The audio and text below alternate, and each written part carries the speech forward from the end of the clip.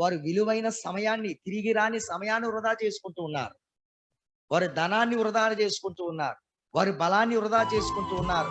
ఫలితం శూన్యమైపోతుంది. వేదనతోనే జీవిస్తున్నారు. కానీ మనమైతే ఆ ప్రేమ గల దేవుని స్వరము చేత పట్టబడిన వారమై, ఆ ప్రేమ గల జీవము గల దేవుని సన్నిధిలో ఆయన చేత ఈరోజు ఆకర్షింపబడిన వారమై, జీవగల దేవుని సన్నిధిలో, జీవగల దేవుని మందిరములో ఈరోజు ప్రభువుని ఆరాధించడానికి మనం కూడుకున్నామంటే ఇది సామాన్యమైన విషయం కాదు. ఇది మన మీద ప్రభువు చూపిస్తున్న అపారమైన కృప, అపారమైన ప్రేమ, అపారమైన వాత్సల్యత. నిన్ను ఆయన ప్రేమిస్తూ ఉన్నాడు అనటానికి ఒక రుజువేమిటంటే, ఒక సామాన్యుడు గొప్పవాడిని పిలవటం అనేది లోకరీతి ఒక పద్ధతి.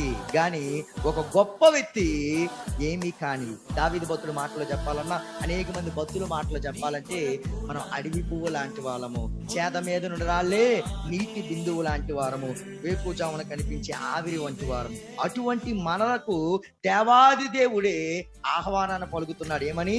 రండి, ప్రయాసపడి భారం మోస్తున్న సంవత్సరాలారా నా యుద్ధకు రండి. ఏమిస్తా ఉన్నాడు? విశ్రాంతిని ఇస్తా ఉన్నాడు. శాంతి మీకు అనుగ్రహించున్నా, నా శాంతిని మీకు ఇస్తున్నాను, రండి.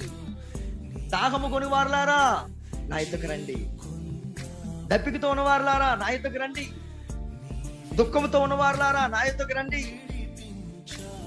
ఆధ్యాత్మికమైన శారీరకమైన రోగముతో ఉన్నవారులారా నా యుద్ధకు రండి. వేదనతో ఉన్నవారులారా నా యుద్ధకు రండి. మీరు ఏ స్థితిలో ఉన్నా నేను మిమ్మల్ని ఆహ్వానిస్తున్నాను. ఎందుకంటే